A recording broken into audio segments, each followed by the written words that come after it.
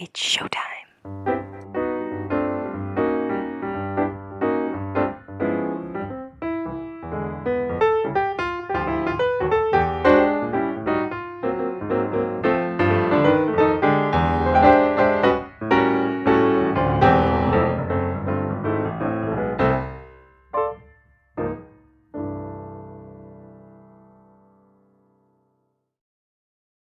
Hello and welcome to Musical Lyrical Lingo. We're your hosts, Tim and LJ. Today and every week we will be discussing musicals, but specifically what they taught us. What it taught me was I mucked up the intro to the last episode. Lingos! And here I was thinking it was just how I said hello, but actually we were having plural. Although to be fair, we have more than one lingo every week. I know. Yeah. If you missed it, if you weren't as eagle-eared as Lauren, in the last episode I said hello and welcome to Musical Lyrical Lingos. Plural. Anyway, leave me alone. I know. You're all right. It's okay. I just thought it said hello in a different inflection, but hey-ho. Isn't it funny how you knew you did something different? Yeah, exactly. The brain was telling me nope. One thing, but it was something else, but they knew something wasn't right. Yeah. That's my brain, for you say. Your brain's wonderful. They're smart, me. Here, did you see that Pink announced that she's coming to Dublin? Exciting. I know. Remember we went to see her? That is right. And I haven't seen her since. No, me either. Pink, the singer, in case you're wondering why we're talking about a random colour. I know. And it is starting to freak me out that some of the things that we're talking about on the podcast are then coming to fruition. I know. So we talked a couple of episodes ago about a Dear Evan Hansen UK tour. Hey, bingo. Yep. What's announced? A UK tour. Yep. And it is coming to Belfast, I think 2025. Oh my goodness. But you can't get tickets yet. But I think we should go and see that. And I know it's coming. And I know I'm going to get dragged, kicking and screaming. What else is coming to Belfast, Lauren? Oh, you pretty chitty bang bang. Shitty bang bang, I hate you. But who is playing Caracas? It's Adam Garcia, isn't it? Yeah. I mean, he'll be wonderful, but dear God, I can't. I can't. You will. I know. I mean, there's been, again, I said it, there's been so many amazing musicals have been announced that are coming. And it is a very exciting time for musical theatre lovers. Yeah, no, absolutely. 100%. The wheels are well and truly back in motion, aren't they, after the hiatus that was... everything. Because there's a Rent. Is there? Yeah, it's not a UK tour. Sorry, it's a new. There'll be a new production of it next July, I think. In West End or Broadway? Yeah. No, off the West End. Oh, okay. Yeah. Hades Town. Yes. Oh, I'm so excited. I know. I'm still trying to get Aaron to go to London. Yeah. Here I go again. That's one we need to do for the podcast. Oh, I Hades Town. That. Oh, I was like, here I go again. I don't know that musical. You know the way we always say, we need to do that one. We need to do that one. Oh, Betty Boop. Boop the musical. I know, it's opened, hasn't it? I know. Funny, I saw to a couple of the songs. Is it good? Yeah. I saw the curtain call. There was a video of their curtain call on Instagram, I think, maybe. I saw last night. Maybe that's why I forgot to set my alarms this morning. Oh, I was too busy watching videos. No, literally. Okay. Thank goodness my body clock is so in tune that I woke at 6:30 without an alarm, or I wouldn't have been in work. No, I can't do that. I know. Well, normally I can't, but clearly that awful just routine of getting up at a certain time and having to drag your sorry ass into work kind of works for me because my body naturally woke me. Now, woke me with a... Okay. I don't think I set my alarms. What time is it? And then went, 6:30, it's fine. It's when my first alarm would normally have gone off because I have three or four alarms in the morning.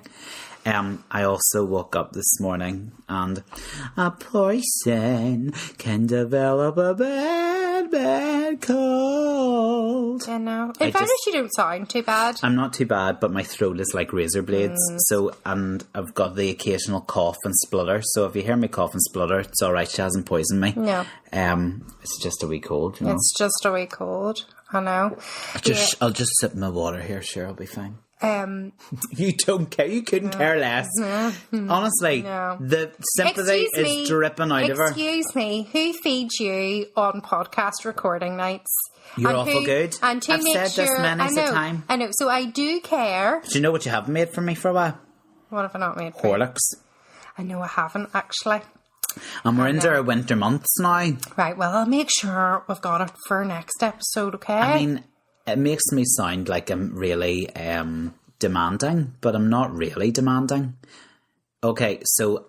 What is going on here? I don't want to say the word of that machine in case it starts talking to us, but you know a machine that you would say the name out loud has just lit up in the corner of Lauren's front room. I'm worried that we're being recorded. I mean, that's very strange. And it's just spinning. Nice colours too. Yeah. Blue and like a turquoisey greeny thing. Maybe it's our cue to get on with the show. Or stop talking, will you? Maybe. We've been left alone again this week. And yeah, he's had it. Oh, it's gone off. The lights have gone off. As has Aaron. He's gone off. Still gallivanting. But yeah, he's going to come back with no money if he spent all this time in Las Vegas gambling honestly, away. He did say to me, I'll not need it to buy an extra bag. I'll be all right. He only took hand luggage. Oh, did he? To Las Vegas? Yeah, I was like, sure. And then I got a little message to say I had to buy a bag. And I knew he had to buy a bag because he had gone to the Lego store and he had gone to all of his favourite places. So, I mean... Why would you ever go to Las Vegas with just a hand luggage? Oh, I mean, they were okay. Both of them did hand luggage going out. Seriously? Yeah. Oh dear, no, I need 3 outfits a day. No, you don't. Absolutely. No, I'm a really one for the strip, as in the Las Vegas strip, in case any of you listeners out there think it's something else. One for the strip, one for the casino play. You wouldn't wear your glitter out into the casino. Guy, if you're going out on the strip, you gotta make a bit of an effort, dress up a bit. I am so taking you to Las Vegas. I am so making sure that you wear glitter on the strip. This is hilarious because you actually don't know what you're talking about. So you are going to look like one of those performers on the street. And people are going to try and take their picture with you. That's all right. You're just going to be a citizen walking up the street. They'd want to take their picture with me regardless of whether I look like a performer or not. Excuse you. Are you from the podcast? Yes, I am. Oh, you listen? Of course I listen.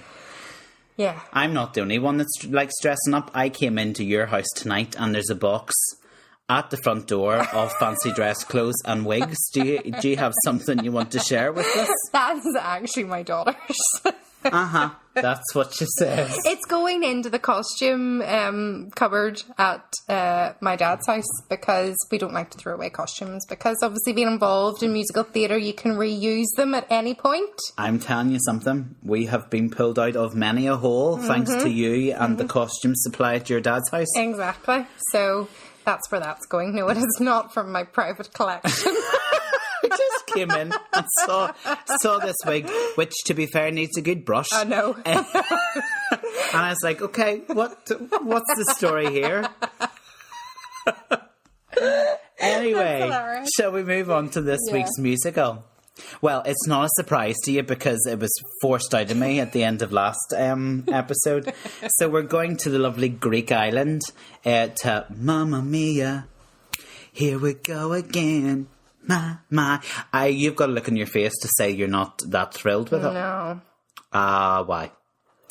I don't have a lot of love for it. I'm all out of love. That's not an ABBA song. So you can't sing it. You're only allowed to sing ABBA songs in this episode. Okay. Maybe I'm just still on a bit of a ABBA high after having seen their Voyage concert. No, it's doable. I can deal with Mamma Mia. Yeah, I think that's how I feel about it too. I don't feel enthusiastic about it. I'm not like, oh my god. However, it does have that feel. I always find you get carried away by it when you're in the theatre. 100%. By the end of the show, you are on your feet and you are singing and clapping along to the mega mix that they do at the end of the show. Do you know what I mean? Like, there's something about it that...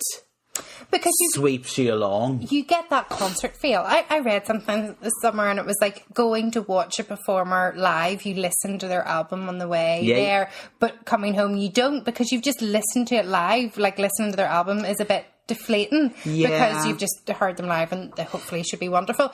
But so you always love seeing people live, and they're obviously pop songs, which is how they should have been performed live. So whenever you go and see it, the musical, it is great and you do get caught up in it. But I can take or leave it. Like, oh, listen, like, I think I've seen it once or twice in the theatre many moons ago, and I haven't rushed back to it since. Do you know what I mean? Because I think it's one of those shows that it's always there. Yes. But there are other new shows or shows that interest you more, which means you don't necessarily return. However, Lauren, there are people that go back and time again to see it. Yeah. Also, if you're away with a group, like it's a safe bet of, oh, let's go and see a show, but what show will we go and see? Let's just go to Mamma Mia, because the likelihood is the majority of the group are going to have a good night at the theatre. Do you know what I mean? And I think that's why it's still there and has been there for so long. I think so, and there's nothing really wrong with it either. Like, it's good. The storyline's okay. Like, and as jukebox musicals go, it deserves a nod for how cleverly the songs are woven into the plot, or the plot has been written around the songs. Do you know what I mean? It's not a total cringe fest of, oh my goodness, did they just shoehorn that number in there? It kind of matches the storyline, I suppose. Yeah, no, I think so. But yeah, I think for me, I've seen it. I wouldn't rush back to it. But yeah. I'm okay discussing it, but I just don't have a massive love for it. Not like your calamity. Can I tell you something? What? My life has been a calamity since I did that episode. You getting loads of hate? No, it's not so much the hate. Just anything that's go wrong has gone wrong. My gas box stopped working. What? You got your cold and your sore throat? I still have a parcel that is in the ether that is to be delivered. Apparently they tried to deliver it twice, and now I have to contact them. And you see, getting a phone call or getting a number to call them on, or I've done this online chat, nothing's come back from it. I'm like going, where is my... You do not need those gold lame pants that much. Just give up.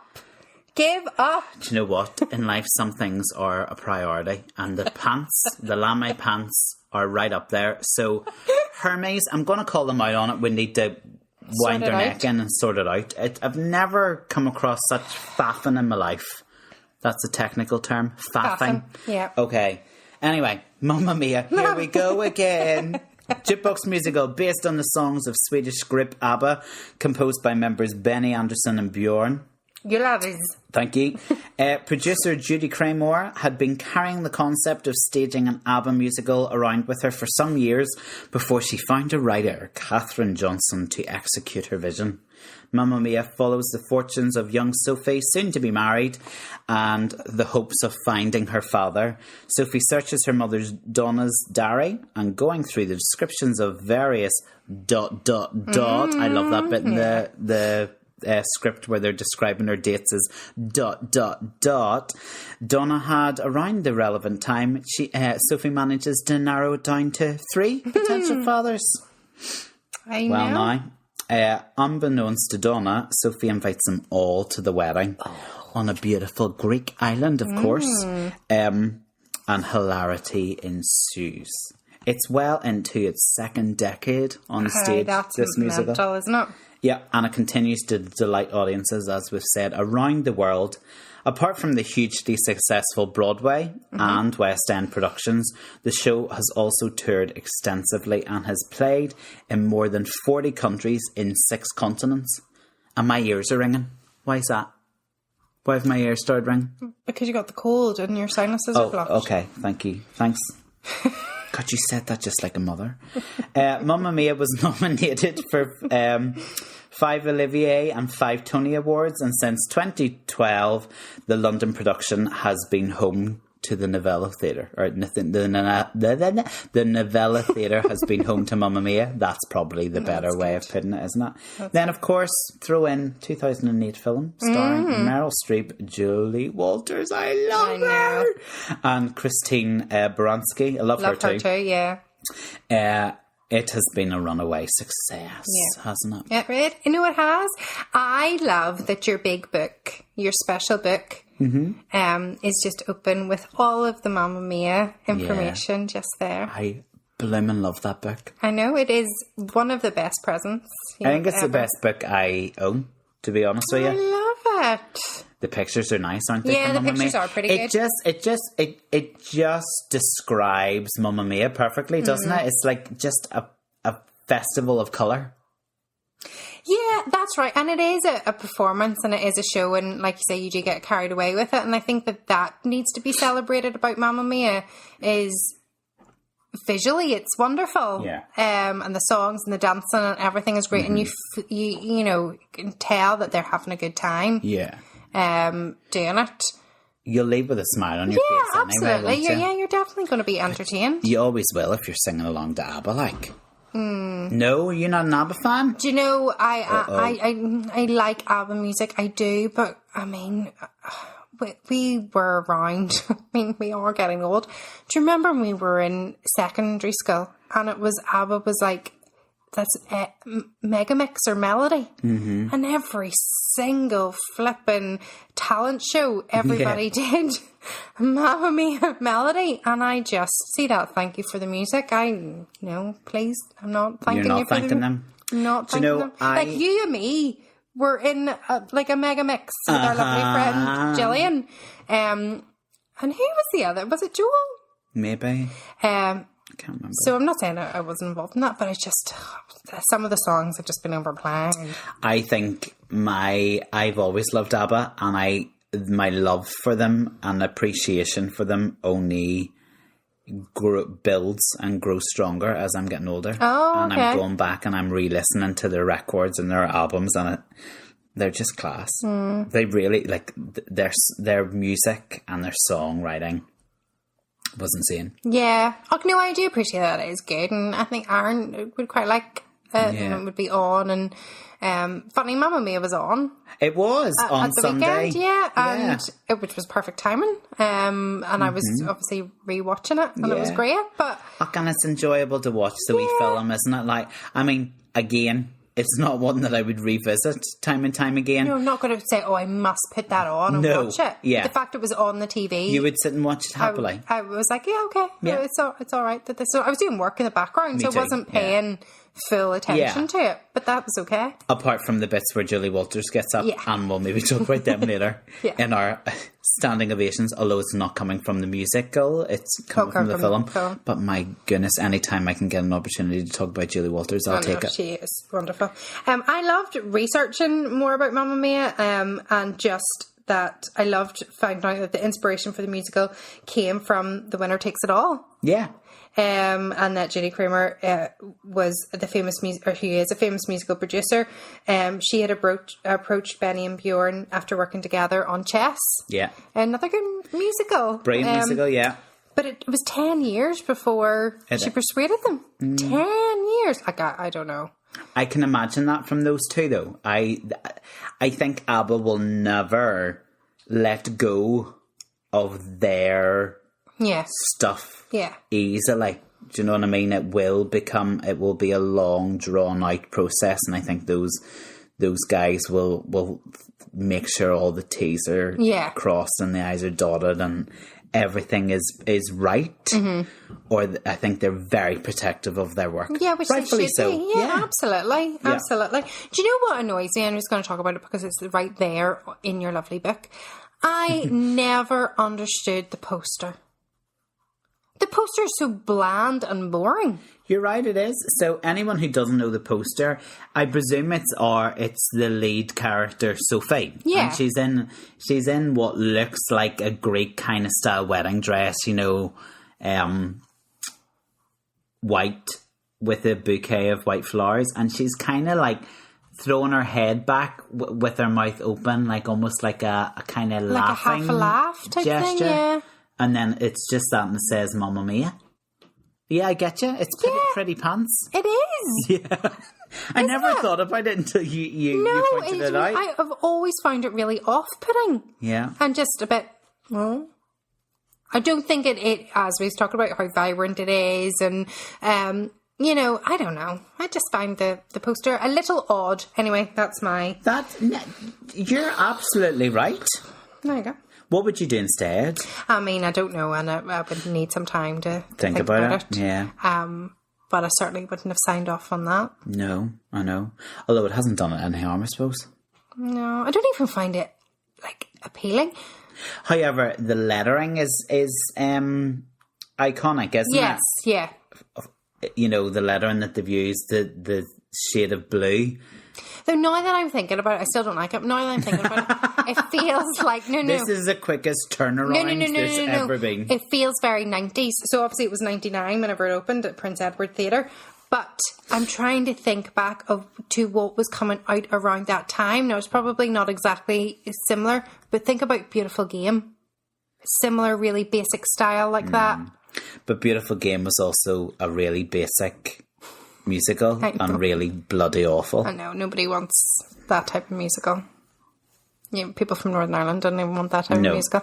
However, I have seen a production of it recently done by a youth group, and they did a really good. They made it really good. Some of the songs are quite good. Anyway, that's for another day. But I'm just thinking maybe that was more that era. Maybe if it was created now, it would look very different. Posters were just a wee bit.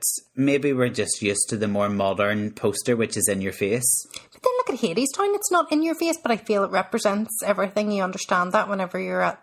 Yeah. I don't know. Yeah. I find that boring anyway. That's so funny. Oh my goodness, the tangents we go on. Here, did you also know that there was a little bit of controversy over the inspiration of the plot? No. For Mamma Mia? Yeah. So a little controversy over the inspiration, where many people actually think it is very similar to a 1968 film called Buenos Sierra, Mrs. Campbell, which in 1979 was adapted to the musical Carmelina. Right. But Catherine Johnson has denied this. She says, no, she was not inspired. It's exactly the same story. Oh, really? Yeah. Oh, I didn't know that at all. Yeah. Although there must be enough for there not to be lawsuits, I suppose. So, yeah, interesting. Very good. Yep.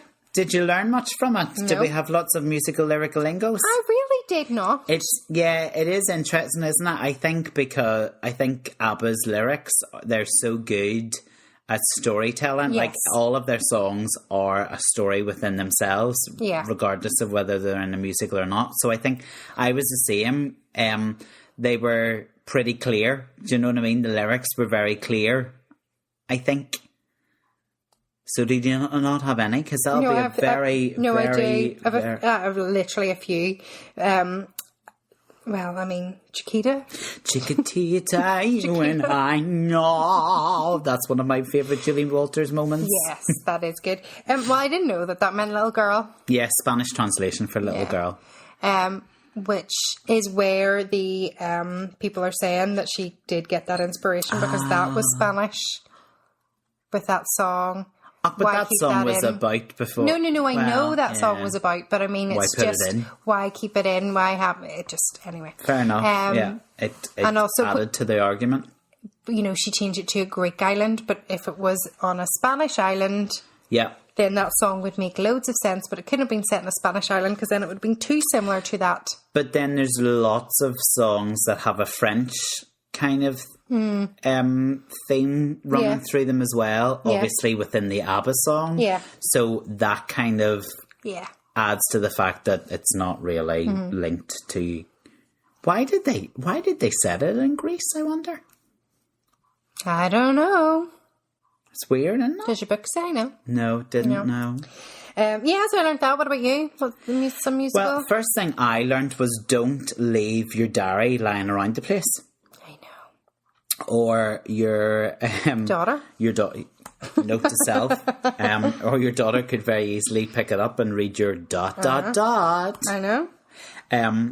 So I learned that. Also, I think one of the biggest overriding stories in the musical is just the bond Yeah. that the women have, like, and it's unlike any, like, I think, I don't know, I'm not a woman, but, like, What? you see girls and their girlfriends, like, and the connection that they seem to have is, like, so strong. I'm not so sure, like, males have the same Bond? counterpart. Like, don't get me wrong, there's the lads, which I'm always part of, that group.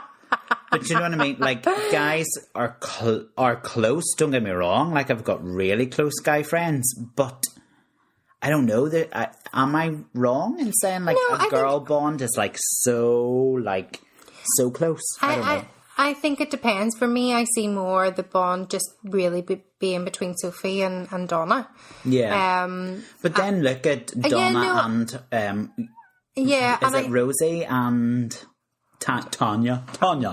I mean, yeah, I don't know. It depends on your friendships. It depends on who you get on better with, and it depends who shows up whenever you need them. That's how I see friendships. I don't necessarily you need to be close all the time. Yeah. You just need to be close in the right moments. So, but yeah, I can see what you mean. Like, if some bonds in girls are maybe a bit closer. I think this one works because she was a single mom and she probably really relied on her friends more than, and there's mention to the fact that her mum maybe wasn't that supportive or whatever. Yeah, that's right. So they say what your friends or family you choose for yourself. So True. Yeah. I also like this. I learned from Mamma Mia this idea of a Greek chorus. Right. Okay. And I never really understood Greek chorus. Like, I know what you're going to say.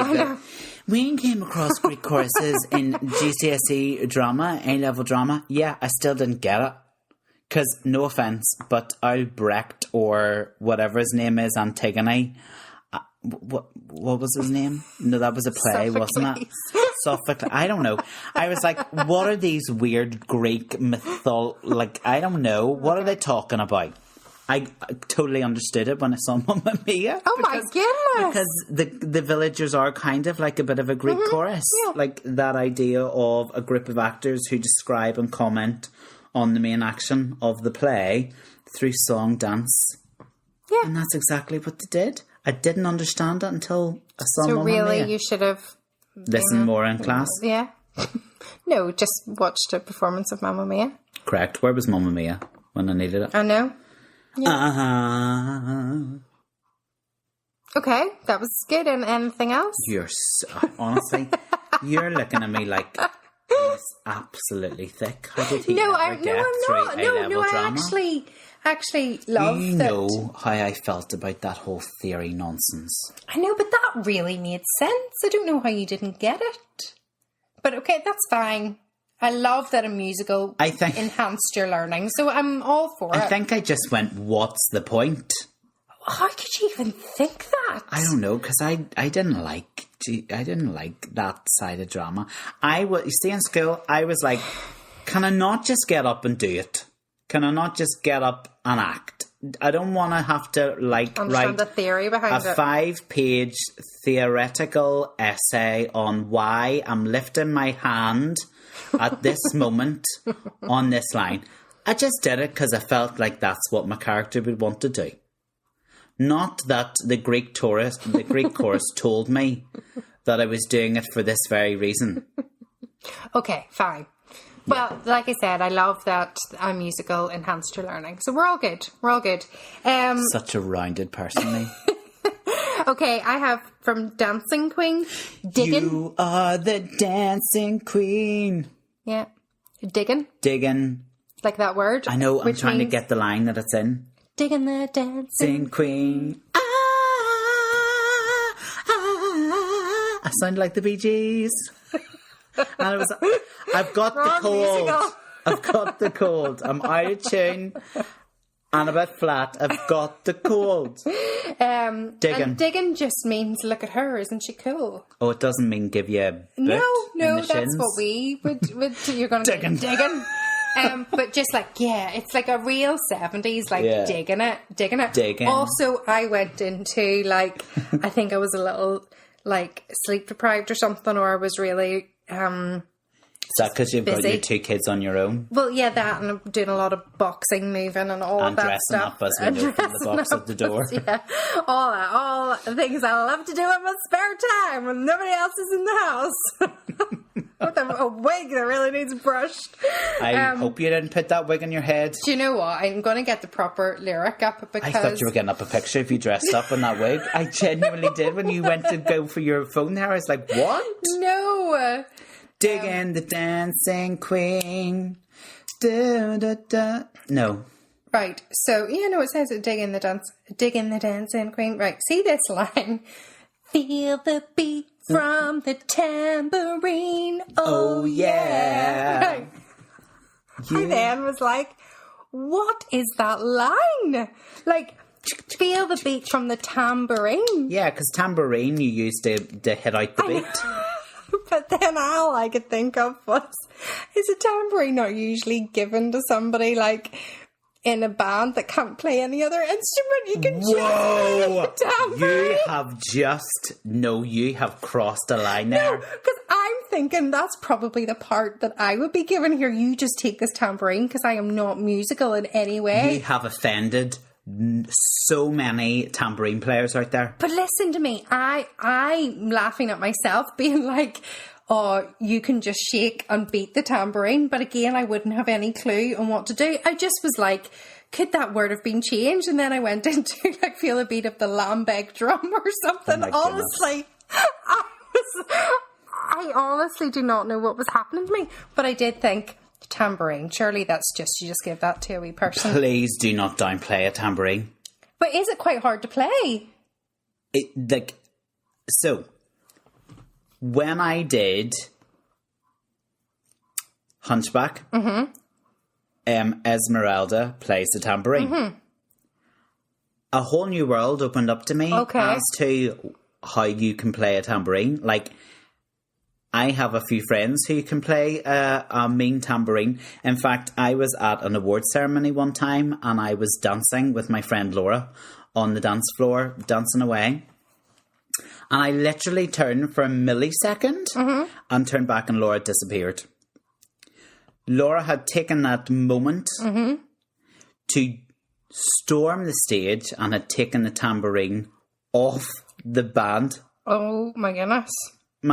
Player, and she was playing that tambourine like playing spins or like proper playing that tambourine. I would love to get her permission because people should see this tambourine playing. Like, it is unbelievable. So like, there's more to it than just maybe your idea of tambourine playing. Like, there's a proper and I appreciate that, but I was just thinking, you clearly don't, because you've offended all tambourine players. No, I don't mean to offend them. I'm just thinking, feel the beat from the tambourine. It just feels like it's a wee tiny thing, and something else. God, she keeps digging the hole. Oh, no, I do keep digging the hole. I think what they're saying there is you use a tambourine to beat out the beat of the music. But like, commonly, do people do that? There's lots of... because sure, a drummer will always have a tambourine as part of... Yes, they like will. A hi-hat. No, they will have a drum kit and a tambourine. Trust me. A tambourine? Yes. See, I'm just thinking of these wee silly ones from school. You're maybe thinking of a triangle. In school, in primary school, if you were rubbish... You were handed a triangle. You were told, hit the triangle every fourth beat. And I probably still couldn't do that. 1, 2, 3, ding. 1, 2, 3, ding. Oh, that's what you're thinking. That's what I'm thinking of. So I'm not meaning to offend. And I really didn't mean it in a bad way. I did just go into... Of course you didn't. It's a weird feel the beat from the tambourine. Anyway. I think tambourine, you hit out the beat. Wow, we went into much more depth there definitely did. And then it got me thinking about ABBA's lyrics. They're all very repetitive. I mean, I would have an easy time at the moment because I can't remember my own name. So it would just have to learn like 4 lines and then I was okay. I think you've also now just offended every ABBA fan out there. I think that's wrong. Very repetitive. I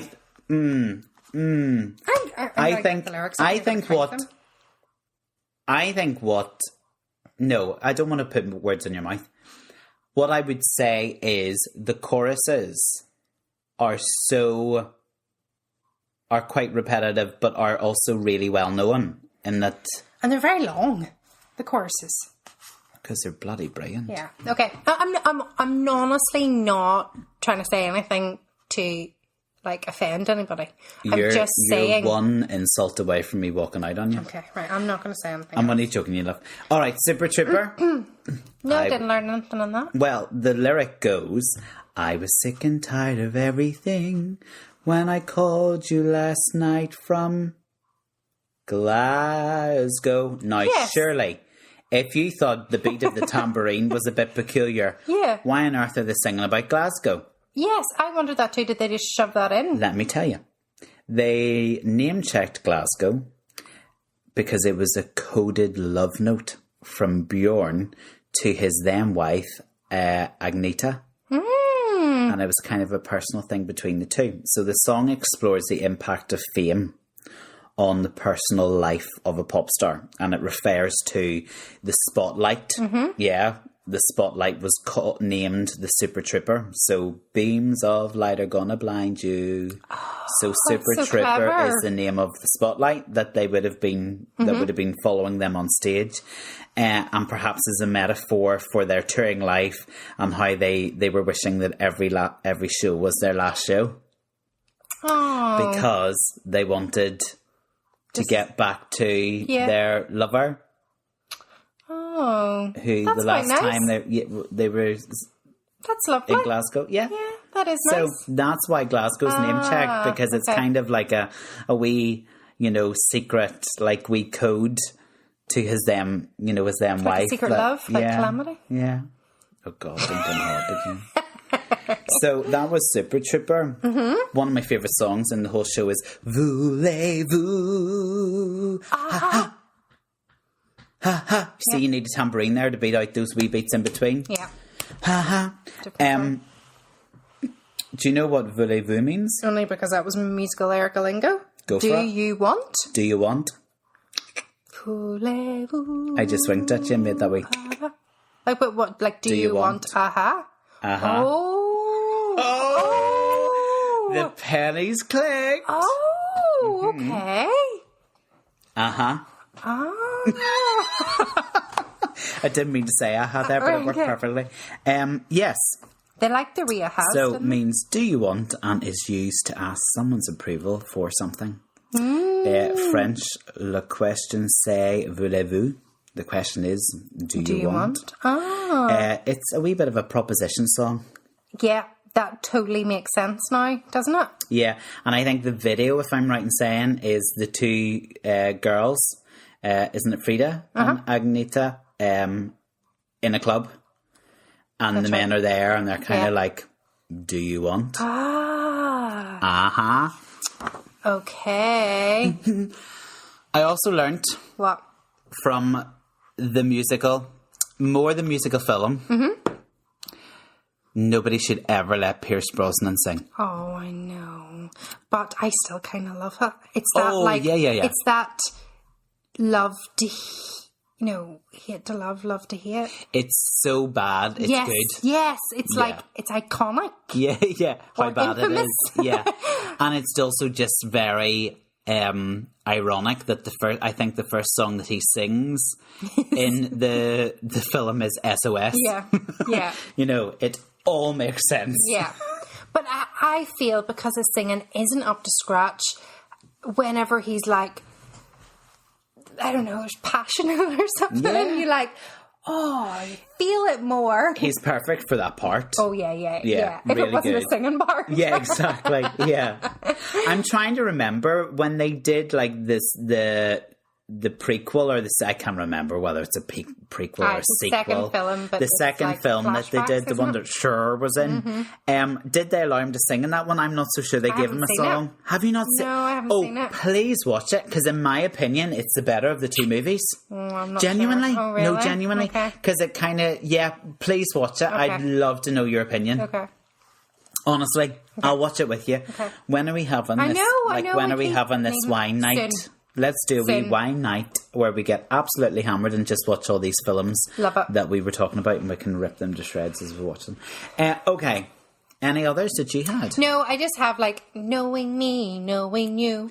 Unfortunately, I can't hear that without thinking of it. I know that's a thing. Alan Partridge is that, but yeah, don't find him funny. No, I do. Yeah, it wasn't really a musical lyrical lingo. It was just again a notice of repetitiveness of Yeah.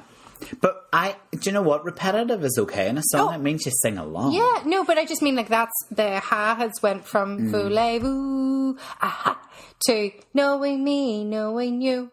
Yeah.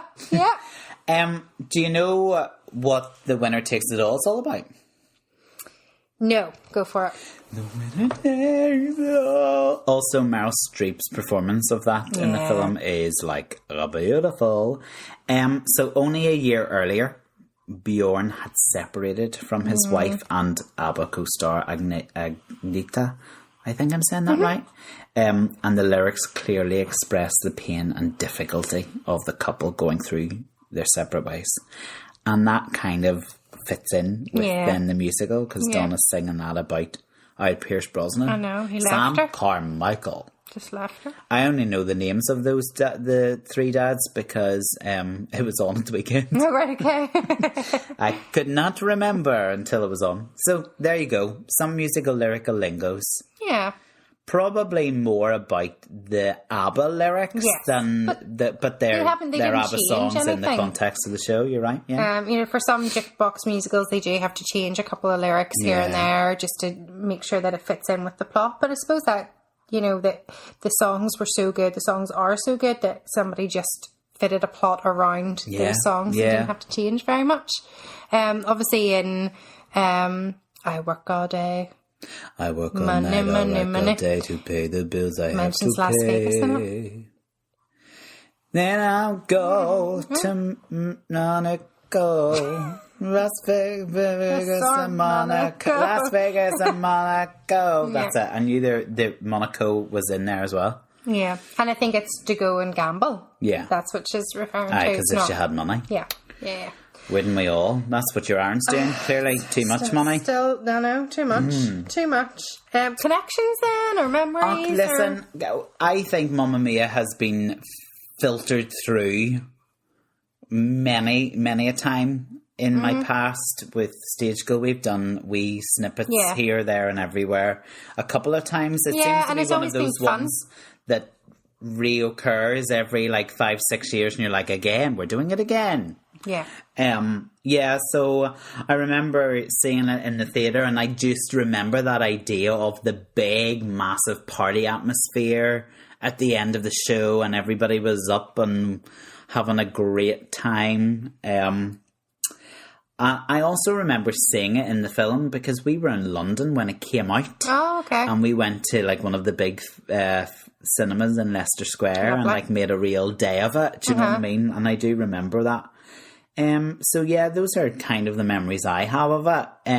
Nothing really substantial or deep and gritty, but yeah. No, I took Caitlin to see it. She loves ABBA, always did love ABBA, and then was really fascinated by the musical. Yeah. So whenever it came to the Odyssey in 2007, that was the first time it came. Yeah. And it was kind of the first time a musical was in an arena type thing. I'm glad you brought this up because I was going to ask, because I didn't go and see those arena. I don't think I've ever seen an arena musical. Okay. How did it work? How did it feel a musical in an arena, a concert arena? It felt big. We had pretty good seats, if I can remember. I was just delighted to be able to take her to something like that. And I remember feeling like I was looking up on it rather than looking at it. Does that make sense? Yes. So I remember the scale of it feeling very big. And did they still do like screens, like the concert screens, or was it just the stage? Yeah, just the stage. So did it not feel very far away? Were they not like ants? No, like I said, that we had you had good seats. So yeah. But do you think maybe some people who maybe didn't have the seats you had, it would have been like if you were up on the tiers? Yeah, it could have. It's interesting, isn't it? Like I have not. There's been a few of those arena tours. Mamma Mia was really the first, wasn't it? Definitely, and I think that's what I just assumed Mamma Mia was for years until I realised actually no, it's just a normal musical. It just happened to be the one that we seen was in an arena. And I wonder why they decided to, because maybe I'm wrong, but in my memory, it toured as an arena tour before it even did a theatrical UK tour. Is that right? Or had they done a UK theatre tour? No, I think you're right.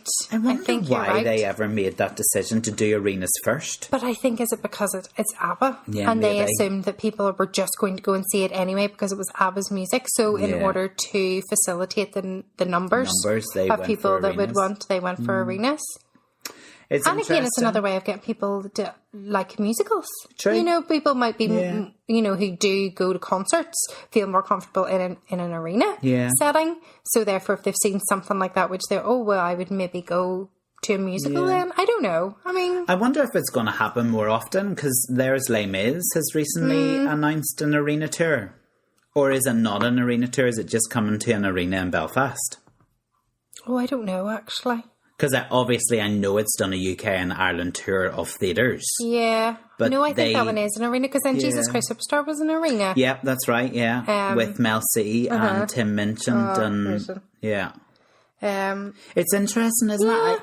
I don't know how I feel about that, and I think that's why I've never rushed to it. I might give Les Mis a go, though. It'd be interesting to see. Yeah. But I always just thought, oh my goodness, it's really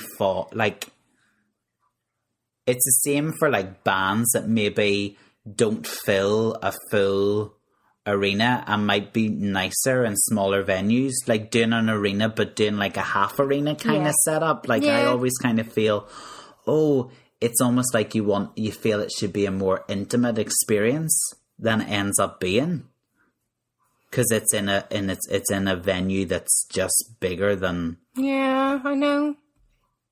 Interesting. Yeah, no, I mean, it's... but, like, you didn't feel it yourself, but then you probably were really good and got in there early and got really good tickets. I do remember being, like, quite, here, these are really good seats and whatever.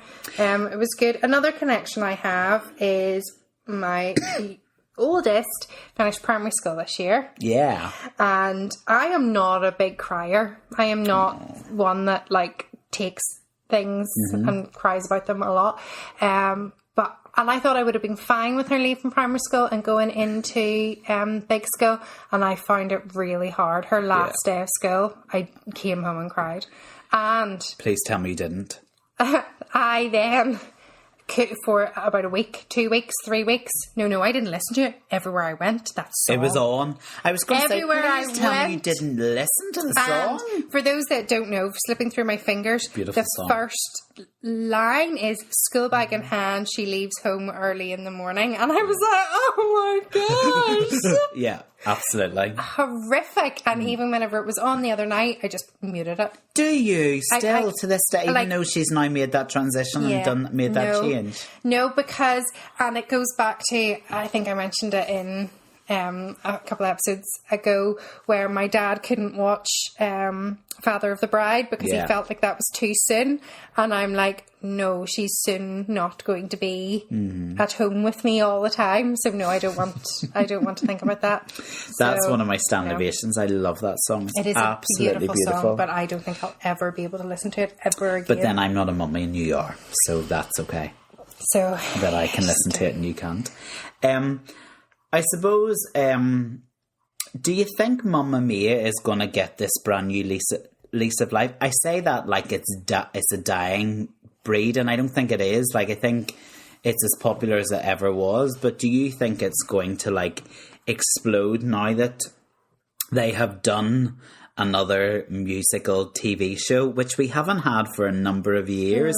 It seemed to be good old Andrew Lloyd Webber was, you know, flogging it for about 2 or 3 years in a row. Every year was a new musical that was being started. We had Sound of Music, Joseph, Jesus Christ Superstar, Nancy, and Wizard of Oz. Yeah, that's 5. Yeah. But then after that, it kind of like... Yeah. We haven't had like the, because there was also a Grease one, wasn't there? Yeah, but he wasn't involved in that. I think that was the last ITV one. Yeah. I think ITV did a Grease one. That's right. And now all of a sudden we've got a new ITV show, Mamma Mia, I Have a Dream, which is casting Sophie and Sky. Sophie and a Sky, the 2 young male and female leads. Yeah. Are you watching it? I have it recorded. You haven't watched any of it? I've watched a couple of episodes, but not intensely. Like if again it's been on. Yeah. I mean, I think maybe if it was a musical I was really into, I maybe would be watching it more. I don't know. I'm intrigued by it. I kind of like watch or read up about like maybe who's gone out and all of that. But it hasn't gripped me quite the same as those other ones did. I think the format of it is really weird. It's almost like those, you know, shows that you've mentioned already about casting, but it also seems to like have like this like Love Island-y kind of feel too, in that they're in Greece, you know, they're pairing up a Sky with a Sophie, and you know, it's kind. I don't know where it's fitting at the moment. You know what I mean? But listen, there's some brilliant voices on there, absolutely. and I think I was a bit dubious the first episode, but actually, I'm getting into it a wee bit more. I also love the fact that Judy Kramer is there. Yeah, do you know what I mean? And it's very clear that she is heavily involved. Oh, yeah. In, you know, having her say and all the rest of it. And I also love that Anthony Von Last, the choreographer, you know, I think they've given the professionals their place. Yeah. In this, so like the idea of reality TV isn't necessarily front and center. Obviously there's a huge aspect to that, but you know, they're working with, at the end of the day they're going to do 8 shows a week, and they need to be able to, which fills me with a wee bit more confidence of it's not just a, you know, a Love Island-y style show with a bit of singing and dancing. I also know one of the guys, so I know the guy from here. Owen. Very good. I worked with him when we did Spring Awakening, a production of it. So, and he's doing really brilliantly. I think he's one of the, like to see that. I think he's a bit of a front runner, to be honest. So it'd be interesting to see how far somebody from here gets. Your interpretation of like it kind of is like Love Island-y and that, and I think that's where I don't have the connection to it. Is because I liked those other shows because every week you were maybe seeing people improve because they were performing live. So sometimes I don't like things that are pre-recorded, even though I know their final is going to be live, but pre-recorded, because me as somebody sitting at home, I like to see how they're going to perform each night because they're going to be live each night, and you know, I know they're live for the you know, judges or whatever, and there was a show years ago, Dirty Dancing. Yes. Did you remember that one? And it's similar sort of feel. Yes. So, but again, they had like the choreographer and everything in, and I feel like they've kind of mixed all of those reality shows together and kind of got this. And I think a few more tweaks and we might have the perfect recipe for those. Yeah. Find a West End star. I mean, I think just go to the audition room. Do you know what I mean? But yeah, standing ovations. None. I've got a list of 5. Okay, go. I love Lay All Your Love on Me, on how it's staged. So they're wearing flippers. Yeah. And it's really funny and just really quirky and clever choreography. So I love that. I love Slipping Through Your Fingers. It's one of my favourite ABBA songs, I think. I've already mentioned it. I love The Winner Takes It All. Meryl Streep's performance of it on the cliff top with stunning views, the wind and all the rest of it, and she is goldering it out. God bless her. Maz Murray, which I mentioned in the last episode, she's phenomenal. So Maz Murray is playing Donna in the West End and has done for ages and ages and ages. And I've seen her in a few different like concerts and stuff like that, and she's class voice. Like, but I just love my Julie Walters. She's so good, and I just love her in the film. I love the bit where she stumbles on the wee boat, and she stumbles forward and stumbles back, and then falls off the boat. Like, I just love that's like she doesn't say anything. Yeah. But it's just comedy genius. I love her Take a Chance on Me. She's like, if you change. It's like the build up of that is great. Yeah. I love it. Yeah, I just love her. Yeah, no, it is good. It is a good film, and I mean, if you haven't seen it, you should definitely watch it. Definitely. It's great, and again, we know somebody that played Sophie. Niamh. Yeah, Niamh Perry played Sophie, yeah. Was a great Sophie. She really was fab in that role. And was she the Sophie you saw on the arena tour? Because she did do that arena tour, didn't she? Yeah, but no. As well? As well as the West End? Uh-huh. Yeah. I think it was just the West End, was it? Did she not do the tour? I think she did the arena tour. Or maybe it whenever it came back. On tour. Oh, maybe it was the theatrical tour? Yeah. Right, fair enough.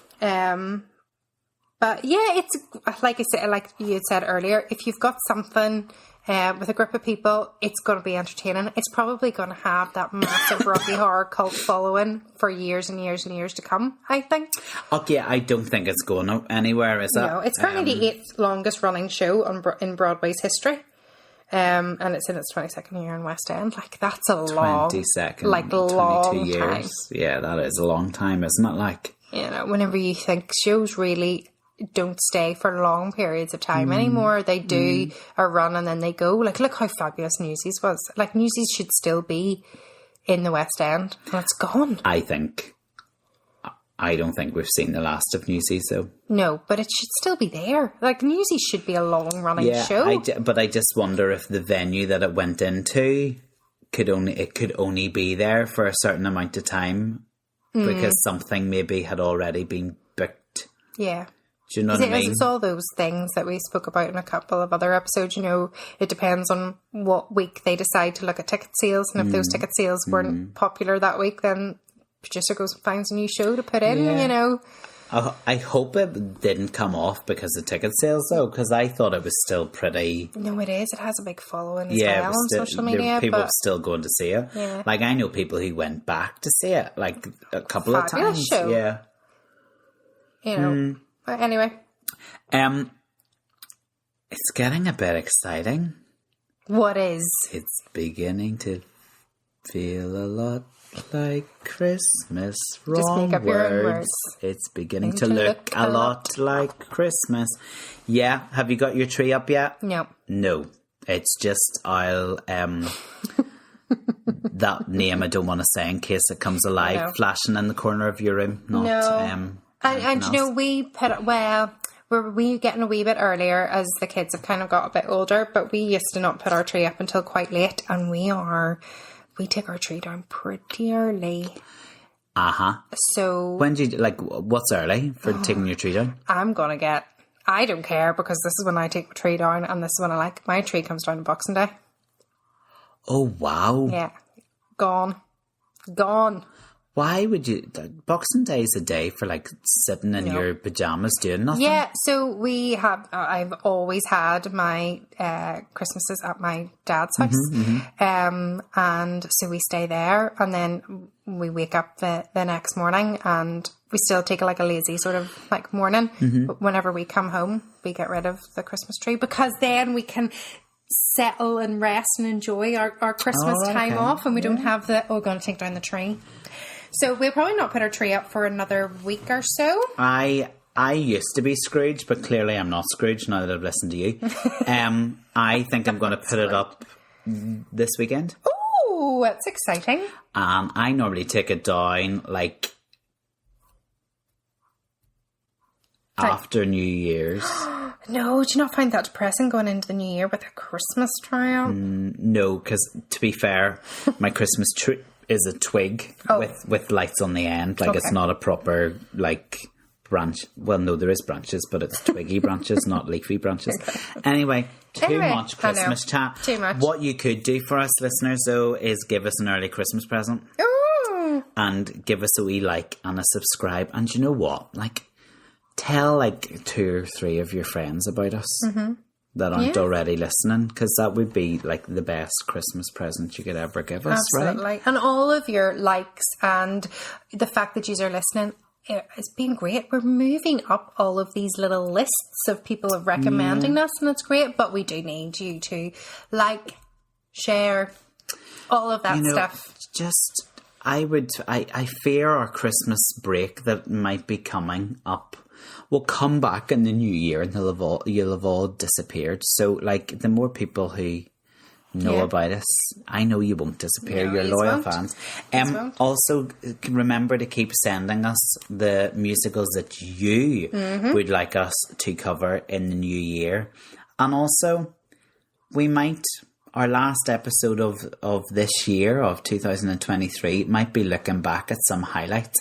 And we don't just want them to be our highlights. No. Because we're not egotistical like that, folks. No. You know, it's not all about us. So we would love some of your fondest memories. It might be some of the musicals, some of the biggest wow moments of things that you learned maybe from the podcast. Basically, we know it's just going to be the funniest moments of when we talked absolute and utter crap. So do remind us of when we really put our foot in it, and some of the really ridiculously stupid, awful, incorrect things that we said that we still haven't got sued for. No. So send them all through to us. And keep engaging, like, on our social media. So we have got our Instagram page, which is Musical Lyrical Lingo. And do vote in all our polls. It was great that you want some merchandise. We'll get on that. Timmy t-shirts on their way. And you can email us at musicallyricallingo@gmail.com. Or you can send us just little DMs on Instagram, TikTok. I love it when people go into my DMs. Please send me a wee DM. I've always wanted to say Sliding into my DMs. Sliding into my DMs, but nobody ever has slid. Oh, well, you don't need somebody to slide into your DMs. There was one wee slide once upon a time. Maybe. No, I think I slid first, actually. Oh.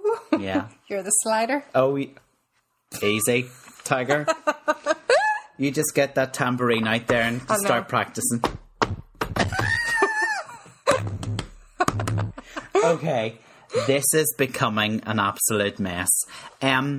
Yeah, ho ho ho. Next week we'll be doing our first of our 2 Christmas musicals. Ooh, we spoil you. See you next week. Bye. Bye.